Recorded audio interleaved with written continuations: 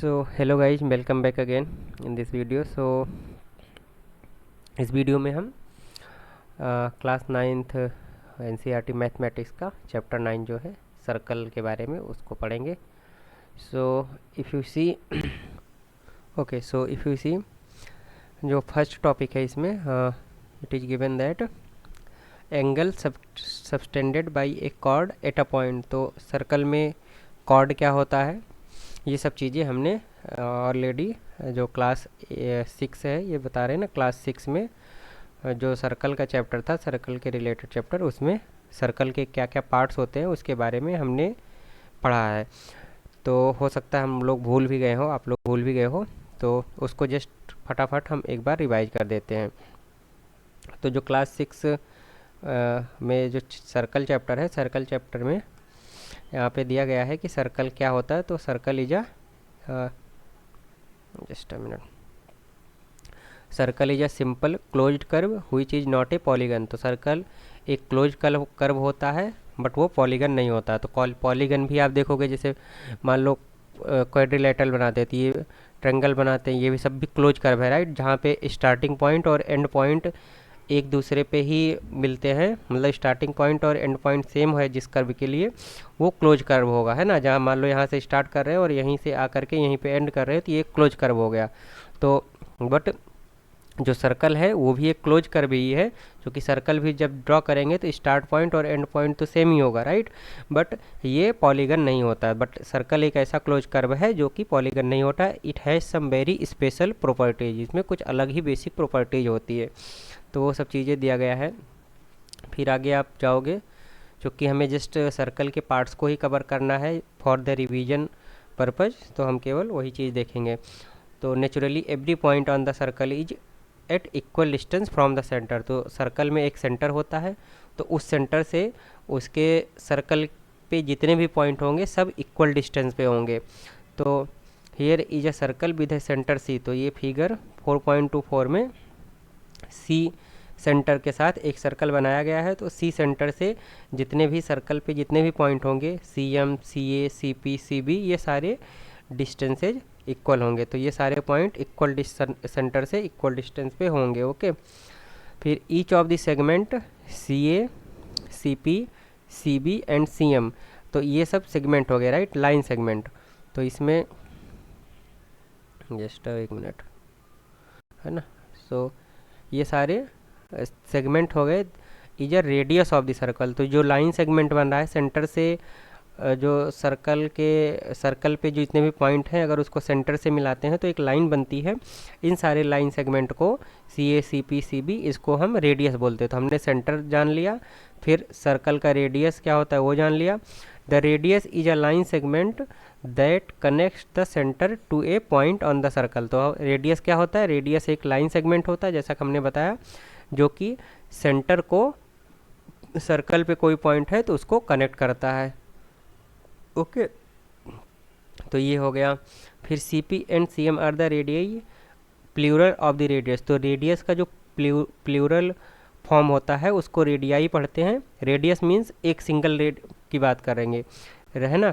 तो radius is a singular, और इसको प्लूरल में जब इसको पढ़ेंगे तो इसको रेडियाई पढ़ते हैं. तो C P and C M जब दो रेडियस को एक साथ पढ़े, मतलब दो एक साथ मतलब एड्रेस करेंगे, तो उस समय हम एक से ज़्यादा रेडियस को एड्रेस कर रहे हैं तो उसको रेडियाई पढ़ेंगे. तो सी पी और सी एम मतलब ये दो रेडियस की एक साथ बात कर रहे हैं तो उसको रेडियाई बोलेंगे, है ना. तो रेडियस और रेडियाई में क्या डिफरेंस होता है वो भी हमने देख लिया, राइट.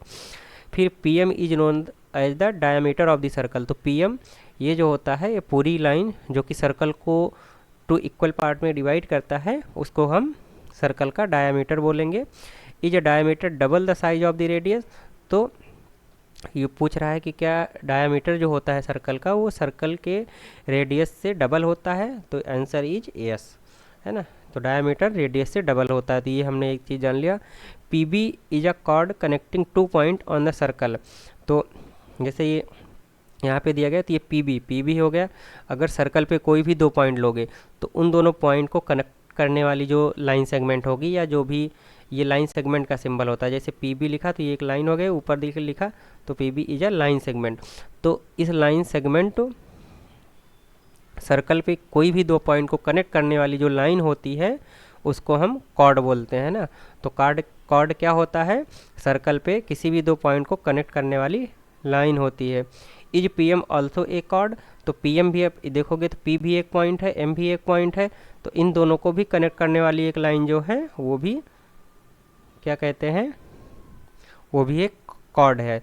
तो कॉर्ड क्या होता है ये समझ लिया, सेंटर क्या होता है, रेडियस क्या होता है, ये चीज़ें हमने अभी समझ लिया। फिर अब नेक्स्ट पार्ट जो सर्कल का होता है वो आर्क होता है।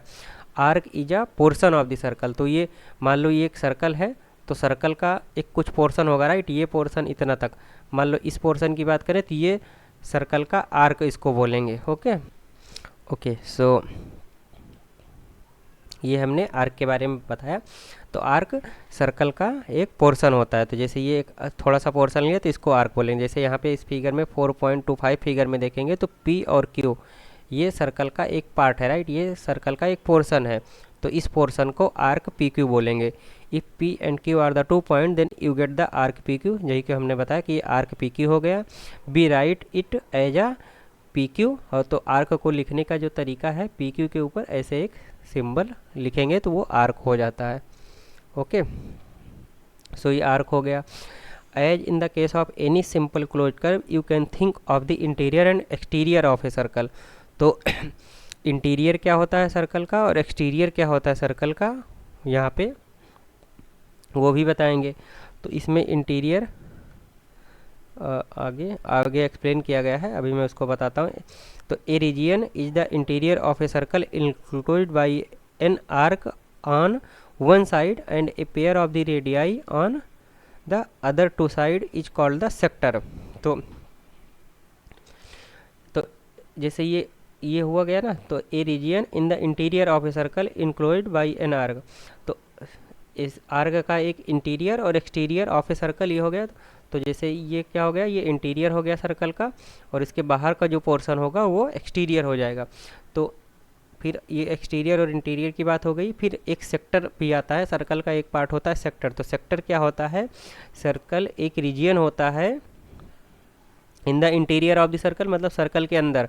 तो सर्कल के अंदर इंटीरियर हो गया, सर्कल के बाहर एक्सटीरियर हो गया।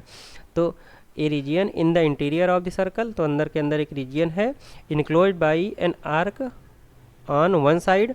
तो एक साइड पे एक आर्क होगा, तो जैसे ये पी क्यू आर्क हो गया। And a pair of radii on the other to side is called the sector. तो पेयर ऑफ रेडियाई मतलब ये रेडियस और ये रेडियस। तो एक आर्क और एक रेडियस का पेयर के थ्रू जो रीजियन जो होता है सर्कल के इंटीरियर में, जो रीजियन एक आर्क और एक पेयर ऑफ रेडियाई के थ्रू इंक्लोज्ड होता है उसको हम सेक्टर बोलते हैं। तो ये एक सेक्टर हो गया। तो इसको फिगर में भी आगे दिखाया गया है, I will just show you. तो ये सेक्टर हो गया ना, तो ये एक आर्क हो गया और ये एक रेडियस का पेयर हो गया। तो इसके थ्रू इनक्लोज्ड वाला जो रीजन है सर्कल का, इसको हम एक सेक्टर बोलेंगे। तो ये हो गया इंटीरियर एक्सटीरियर, हमने समझ लिया। तो जैसे ये सर्कल है, तो सर्कल के बाहर का जो पोर्शन है वो एक्सटीरियर हो गया, एक्सटीरियर। और सर्कल के अंदर का जो पूरा ये पोर्शन है इसको हम इंटीरियर बोलेंगे। तो इंटीरियर, एक्सटीरियर और सेक्टर, ये तीन चीज़ें पढ़ लिए। फिर एक तीसरा मतलब एक नेक्स्ट पार्ट आता है सर्कल का, उसको हम सेगमेंट बोलते हैं। तो a region in the interior of a circle enclosed by a chord and a arc. तो उसमें क्या था कि एक आर्क और एक दो रेडियस के पेयर से जो रीजन इंक्लूड होता था उसको सेक्टर बोलते थे। बट अगर एक आर्क और एक कॉर्ड, ये एक कॉर्ड हुआ, right, this line is an chord of a circle, और ये क्या हो गया, ये आर्क हो गया। तो एक का कॉर्ड और एक आर्क के थ्रू जो सर्कल के इंटीरियर में जो रीजन इंक्लोज्ड होगा उसको हम सर्कल का सेगमेंट बोलेंगे। तो ये जो चीज़ है ये सर्कल का एक सेगमेंट हो जाएगा। ओके, तो ये हो गया। फिर आता है एक सरकमफ्रेंस। तो circumference is the distance around the circle is it's circumference.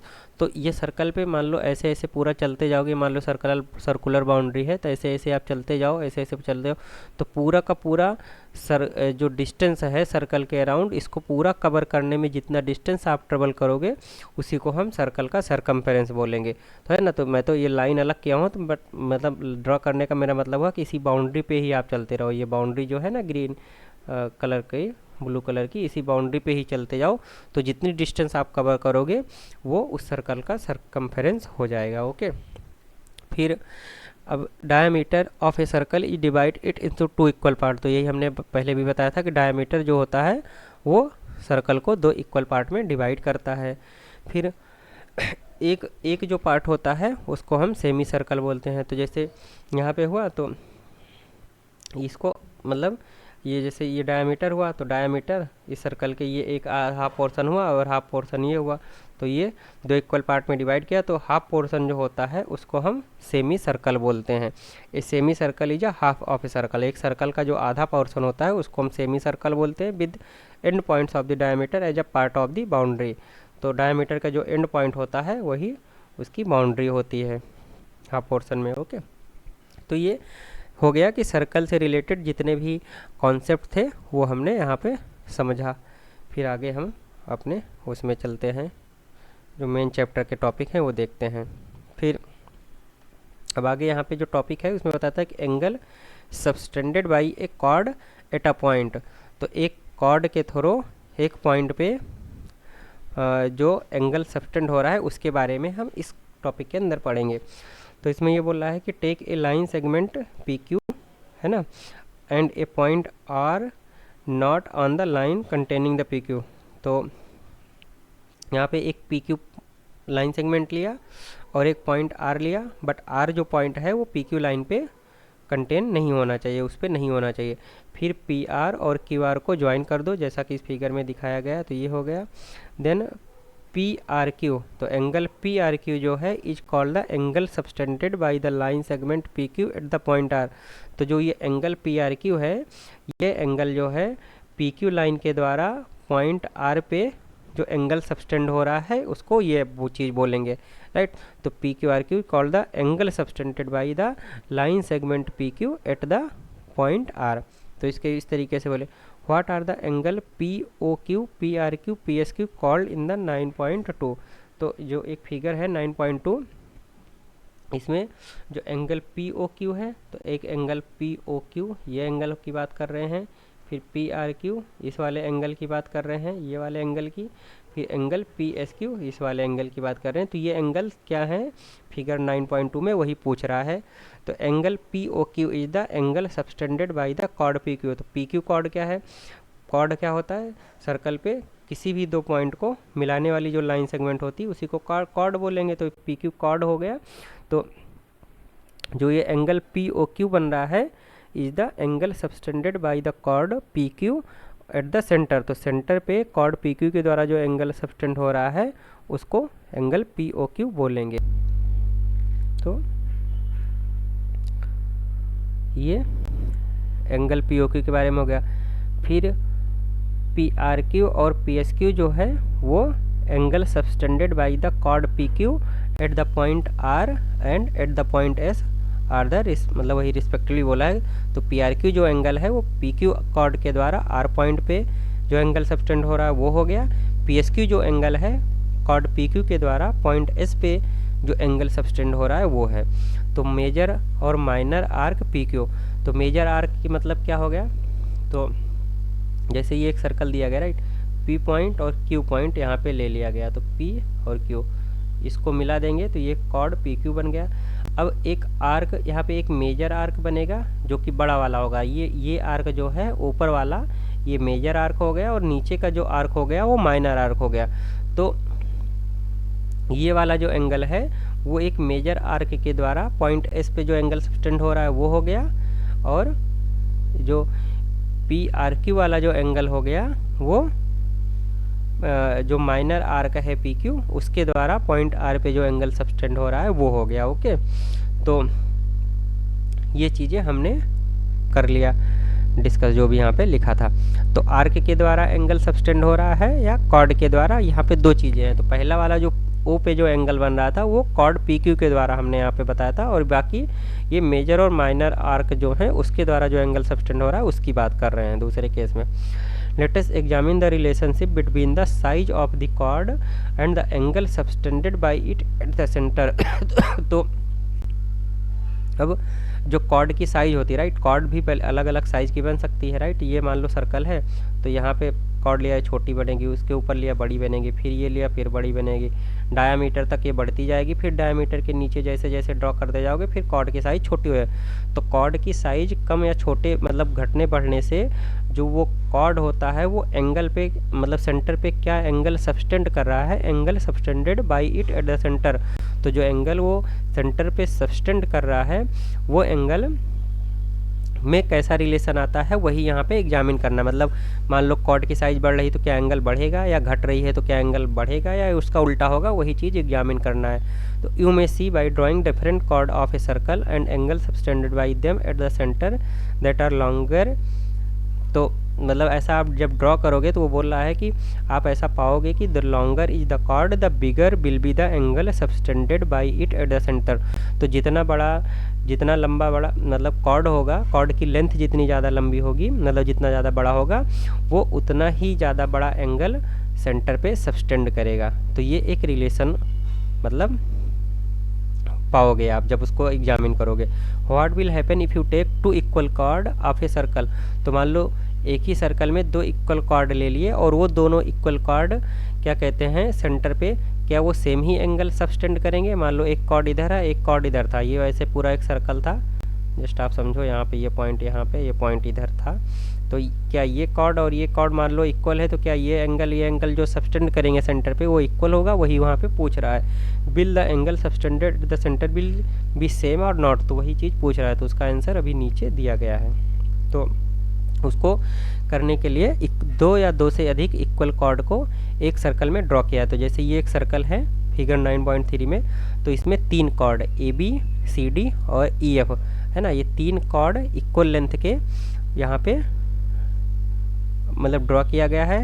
And measure the angle subtended by them at the centre. तो इन कॉर्ड के द्वारा जो सेंटर में ये एंगल सबस्टेंड कर रहे हैं ना सेंटर पे, तो इस एंगल को बोल रहा है कि आप मेजर करो तो आप पाओगे the angle subtended by them at the centre are equal. तो वो सेंटर पे जो एंगल वो सबस्टेंड कर रहे हैं वो इक्वल होंगे। तो इससे एक थ्योरम निकल के आती है। तो यहाँ पे ये क्या कंक्लूजन हो रहा है कि अगर किसी एक सर्कल में इक्वल लेंथ के कॉर्ड लेते हैं तो वो कॉर्ड सेंटर पे इक्वल एंगल सबस्टेंड करेंगे।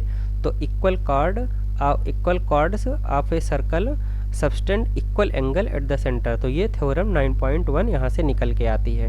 तो इसका प्रूफ कैसे है, ये प्रूफ आगे दिया गया है इसमें। ओके, सो यहाँ से थ्योरम 9.1 निकल के आती है। तो थ्योरम 9.1 क्या है, इसका स्टेटमेंट जो है वो आप पढ़ेंगे। ये रेड कलर के रेक्टेंगुलर बॉक्स में हमने इसको कर दिया। तो इक्वल कॉर्ड, एक सर्कल के इक्वल कॉर्ड सेंटर पे इक्वल एंगल सबस्टेंड करेंगे। तो उसका प्रूफ कैसे होगा वो देखते हैं। तो यहाँ पे फिगर 9.4 बनाया है।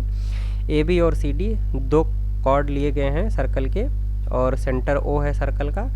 तो हमें यहाँ पे ये प्रूव करना है कि ये कॉर्ड की लेंथ तो हमने इक्वल ड्रॉ ही किया है, तो हमें ये प्रूव करना है कि ए ओ बी वाला जो एंगल है और सी ओ डी का जो एंगल है ये दोनों एंगल इक्वल होंगे, यही हमें प्रूव करना है। ओके, सो यहाँ पे ट्रेंगल ए ओ बी और ट्रेंगल सी ओ डी, दो ट्रेंगल है ना, एक ट्रेंगल ये हो गया एक ट्रेंगल ये हो गया, राइट।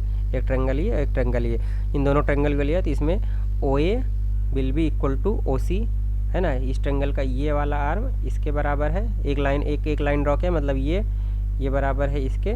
तो यहाँ पे लिख दिया क्योंकि ये क्यों होगा, क्योंकि सर्कल की जो रेडियस होती है वो इक्वल लेंथ की होती है, हमने देखा है। ओके, फिर मतलब ये सर्कल की प्रॉपर्टी ही होती है। फिर सिमिलरली ओ बी जो होगा, यहाँ पे 2 लाइन ड्रॉ किया और यहाँ पे 2 लाइन ड्रॉ किया, तो मतलब ओ बी जो है ओ डी के बराबर होगा, क्यों, क्योंकि ये भी सर्कल का रेडियस है। फिर ए बी और सी डी बराबर होगा, क्योंकि ये गिवन है, हमने कॉर्ड को ऐसे ही ड्रॉ किया कि कॉर्ड इक्वल है, तो ये चीज़ इसके बराबर है। यहाँ पे 3 लाइन ड्रॉ कर दिया, राइट। तो अब यहाँ पे आप देखोगे दोनों ट्रेंगल में तीनों साइड मतलब कोरस्पॉन्डिंग साइड, दोनों ट्रेंगल के तीनों कोरस्पॉन्डिंग साइड जो है वो बराबर हैं। तो कॉन्ग्रुएंस क्राइटेरिया के हिसाब से, जिसमें कि ट्रिपल एस कॉन्ग्रुएंस क्राइटेरिया जो होती है side side side, right. Side पहला इसका मतलब साइड साइड, फिर मतलब सब एस का मतलब यहाँ पे साइड हो गया, side side side congruence rule के हिसाब से ये दोनों जो ट्रेंगल हैं ये कॉन्ग्रुएंट होंगे, और ये कॉन्ग्रुएंट का सिंबल है, ये सब हमें पता है, हमने पिछले चैप्टर्स में पढ़ा है। ओके, तो अब ये दोनों triangle triple S congruence criteria को यूज करते हुए रूल के हिसाब से ये दोनों ट्रेंगल कॉन्ग्रुएंट हो गए। अब कॉन्ग्रुएंट हो गए तो हमें उसमें पता है कि congruence corresponding part of the congruent triangle वो इक्वल होते हैं, राइट। तो वो सीपीसीटी रूल उसको बोलते हैं, corresponding part of the congruent triangle, जिसको कि सीपीसीटी रूल बोलते हैं। तो सीपीसीटी क्राइटेरिया से तो इस ट्रेंगल में जो कोरिस्पॉन्डिंग पार्ट होगा दूसरे ट्रेंगल के कोरिस्पॉन्डिंग पार्ट के बराबर होगा या एंगल के बराबर होगा। तो यहाँ पे ये एंगल है इस ट्रेंगल में, तो ये एंगल दूसरे ट्रेंगल के इस एंगल के कोरिस्पॉन्डिंग है। तो एंगल ओ बी और एंगल सी ओ डी जो होता है वो दोनों आपस में सीपीसीटी रूल को के हिसाब से दोनों एंगल बराबर हो जाएंगे, राइट। तो इससे ये पता हो गया कि मतलब यहाँ से ये प्रूव हो गया, हमें यही तो प्रूव करना था कि angle A O B angle C O D के बराबर होगा, राइट। तो ये हो गया। फिर इसमें आगे वही सब लिखा है कि for convenience the abbreviation CPCT will be used in the place of the corresponding part of the congruence triangle. तो इतना बड़ा बड़ा सेंटेंस लिखने से बढ़िया है कि डायरेक्ट हम यहाँ पे सीपीसीटी रूल एब्रीवेटेड टर्म में उसको लिखेंगे, है ना। तो because we use this very frequently as you will see. तो हमें इसको बार बार लिखना पड़ता है, तो इतने बड़े बड़े सेंटेंस लिखने में टाइम नहीं बर्बाद होना चाहिए। तो एक जगह पे लिख करके एग्जाम में मान लो ये क्वेश्चन आता है तो एक जगह पे आप लिख के इसको सीपीसीटी ऐसे ब्रैकेट में लिख दो, फिर आगे से फर्दर कहीं भी आप रेफ़र करोगे तो वो उसको समझ जाएंगे कि ये सीपीसीटी के हिसाब से मतलब corresponding part of the congruent triangle के रूल की ही बात कर रहे हैं। ओके, सो ये हो गया। Now if two chords of the circle subtend equal angle at the centre, what can you say about the chord. तो मान लो कि कोई दो कॉर्ड हैं वो इक्वल एंगल सेंटर पे सबटेंड करते हैं, तो क्या वो कॉर्ड इक्वल होंगे या नहीं, ये हमें एग्जामिन करना है। तो इसका एग्जामिनेशन जो होगा या इसको जो एग्जामिन करेंगे, एक एक्टिविटी दी गई है उस एक्टिविटी के थ्रू इसको एग्जामिन करेंगे, राइट। सो एक ट्रेसिंग पेपर लेंगे, ट्रेसिंग पेपर में एक सर्कल हम ड्रॉ करेंगे, है ना। Trace a circle on it, cut it along the circle to get a disc. तो सर्कल ड्रॉ करने के बाद इसको एक डिस्क में कट करेंगे, cut it along the circle to get a disc. तो एक ट्रेसिंग पेपर लिया, सर्कल ड्रॉ किया और सर्कल उस पेपर से ये सर्कल का जो डिस्क है पूरा इसको काट के निकाल लिया, ये डॉट डॉट जो लाइन दिख रही है ऐसा काट के निकाल लिया। At the centre O draw an angle A O B.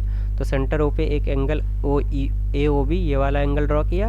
Where A B are the point on the circle, है ना। ए बी कोई भी दो पॉइंट ले लिया। फिर make another angle P O Q at the centre equal to the angle. तो ये एंगल जितना का ड्रॉ करोगे, मान लो ये 30 का ड्रॉ कर रहे हो, तो आप दूसरा एंगल जो ये पी ओ क्यू है, राइट, दूसरा एंगल पी ओ क्यू जो है इसको भी आप 30 डिग्री का ही ड्रॉ करो। और इसको ड्रॉ करने के बाद, है ना, ये 30 का जो एंगल ए ओ बी जितनी मेजर का ड्रॉ करोगे उतना ही मेजर का एंगल पी ओ क्यू भी आपको ड्रॉ करना पड़ेगा। वही यहाँ पे बोल रहा है cut the disc along the A B and P Q. तो ये ड्रॉ करने के बाद जब एंगल ड्रॉ करोगे तो ये दोनों लाइन जो होगी वो जाके सर्कल को कहीं ना कहीं दो पॉइंट पे इंटरसेक्ट करेगी। तो पी और क्यू जो पॉइंट आएगा वहाँ से मिल गया, राइट, सर्कल पे। तो इस डिस्क को अलोंग द ए बी और पी क्यू, तो ए बी और पी क्यू से इसको काट लिया। तो इसको काट के ये जो पोर्शन है हाईलाइट पोर्शन है जितनों को मैं हैच कर रहा हूँ, ये पोर्शन काट के इधर ले लिया और दूसरा पोर्शन जो है उसको काट के इधर ले लिया। ओके, तो ये दोनों कट करने के बाद हमें दो सेगमेंट मिल गए। सेगमेंट क्या होता है अभी हमने ऊपर वीडियो में पढ़ा था। तो दो सेगमेंट हमें मिल गए, उन दोनों सेगमेंट को you will get the two segment A C B and P R Q. तो एक सेगमेंट ए सी बी मिल गया और दूसरा सेगमेंट पी आर क्यू जो है वो हमें मिल जाएगा। If you put one on another, तो एक सेगमेंट को एक दूसरे के ऊपर रखो। तो व्हाट डू यू ऑब्जर्व, वो पूछ रहा है। तो जब आप रखोगे ऐसा, जब आप अगर एक्टिविटी करोगे तो वो एक दूसरे को कम्प्लीटली कवर कर लेंगे। जब ये वाला सेगमेंट को पी आर क्यू वाले सेगमेंट पे जब आप रखोगे तो ये एक दूसरे को फुल्ली कवर कर लेंगे। तो इसका मतलब ये हुआ कि ए बी जो है वो पी क्यू के बराबर है। तो ए बी पी क्यू के बराबर हो। तो इस वाले कंक्लूजन से एक दूसरी थ्योरम निकल के आती है, थ्योरम 9.2। तो दो you have seen it for this particular, तो मान लो आपने 30 डिग्री का एंगल बना के चेक किया, try it out for the other angles too. तो दूसरे एंगल्स के लिए भी आप इसको ट्राई करो। तो वहाँ पे भी आप देखोगे आपको सेम ही रिजल्ट मिलेगा। तो अगर मान लो 60 डिग्री के लिए एंगल बना करके करोगे तो जो जो ये एंगल इक्वल एंगल जो होगा वो जो उसके कोरस्पॉन्डिंग जो कॉर्ड्स की लेंथ होगी वो भी सेम होगी।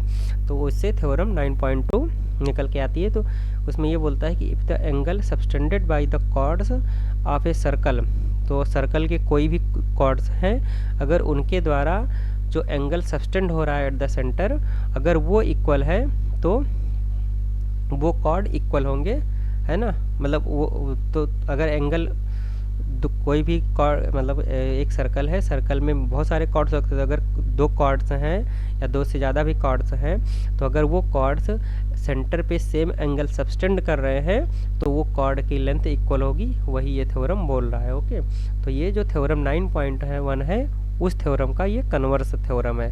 तो कन्वर्स मतलब उसका जस्ट रिवर्स है, राइट। तो पहले वाले थ्योरम 9.1 में क्या पढ़ा था कि अगर दो कॉर्ड इक्वल हैं, किसी सर्कल में दो इक्वल कॉर्ड हैं तो वो सेंटर पे इक्वल एंगल सबटेंड करेंगे। बट अभी यहाँ पे इस वाले थ्योरम में क्या है कि अगर कोई भी दो कॉर्ड हैं तो अगर वो इक्वल एंगल सबटेंड करते हैं सेंटर पे तो वो दोनों कॉर्ड आपस में इक्वल होंगे। तो वो ये थ्योरम 9.2 यहाँ पे बोल रहा है ना। तो note that in the figure 9.4 if you take angle AOB and COD then तो फिगर 9.4 जो है वहाँ पे ऊपर दिया गया है, तो just we will see it.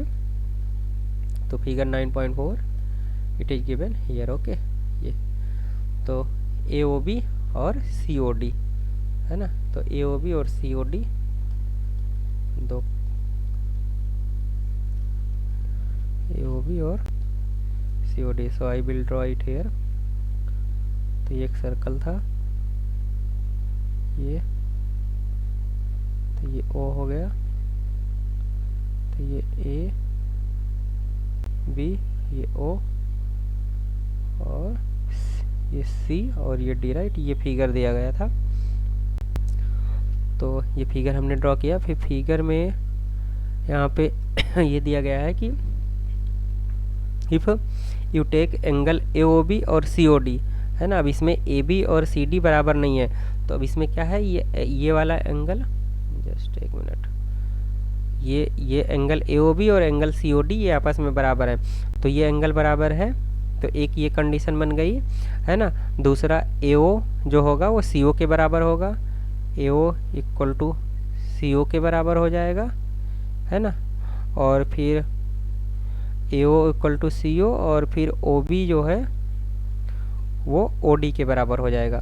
तो ये साइड इस साइड के बराबर, चूँकि ये भी रेडियस है, ये साइड इस साइड के बराबर हो जाएगी, ये भी रेडियस है, और उनके बीच का एंगल, तो ये दो ट्रेंगल AOB है ना, ट्रेंगल AOB और ट्रेंगल COD की बात करें तो दो साइड्स और उसके बीच का एंगल, तो यहाँ पे side angle side congruence criteria के हिसाब से ये दोनों ट्रेंगल कॉन्ग्रुएंट होंगे। तो ये दोनों ट्रेंगल कॉन्ग्रुएंट क्यों हो रहे हैं, क्योंकि साइड एंगल साइड कॉन्ग्रुएंस की जो क्राइटेरिया है उसको फुलफिल कर रहे हैं। तो उसमें क्या होता है कि अगर दो ट्रेंगल में दो कोरस्पॉन्डिंग साइड और उनके बीच का एंगल अगर इक्वल है तो वो दोनों ट्रेंगल कॉन्ग्रुएंट होंगे इस क्राइटेरिया के हिसाब से। ओके, तो वही क्राइटेरिया यूज करके ये दोनों ट्रेंगल को यहाँ पे कॉन्ग्रुएंट कर दिया है। तो अब अगर मान लो ये दोनों ट्रेंगल कॉन्ग्रुएंट हैं तो मतलब इस CPCT रूल के हिसाब से तो corresponding part of this triangle will be equal to the corresponding part of the another triangle, अगर दोनों भी आपस में कॉन्ग्रुएंट हैं। तो यहाँ पे ये AB है तो इसके कोरस्पॉन्डिंग पार्ट दूसरे ट्रेंगल में CD है, तो AB CD के बराबर होगा। तो उसको लिखने का तरीका भी यहीं से होता है कि AB यहाँ पे है तो CD भी ऐसे ही आएगा, फर्स्ट थर्ड, है ना। इस वाले ट्रेंगल में फर्स्ट और थर्ड वाला लिया तो AB आ गया, यहाँ भी फर्स्ट और थर्ड लेंगे तो CD आएगा। तो CPCT रूल के हिसाब से AB इक्वल टू CD। तो वही जो थ्योरम में बोल रहा है कि अगर किसी ट्रेंगल में दो कॉर्ड हैं वो इक्वल एंगल सबटेंड कर रहे हैं एट द सेंटर तो वो दोनों कॉर्ड आपस में इक्वल होंगे, तो वही यहाँ पे प्रूफ हो गया। ओके, फिर आगे जो है एक्सरसाइज 9.1 दिया गया जिसमें दो क्वेश्चन है। तो इन दोनों क्वेश्चन को हम एक सेपरेट वीडियो बनाएंगे, अभी नेक्स्ट इसके बाद जो वीडियो बनाएंगे उसमें हम ये दोनों क्वेश्चन को अच्छे से सॉल्व करेंगे। ओके, फिगर वगैरह ड्रॉ करके। ओके, सो इस वीडियो में इतना ही है। थैंक यू वेरी मच, है ना। ओके।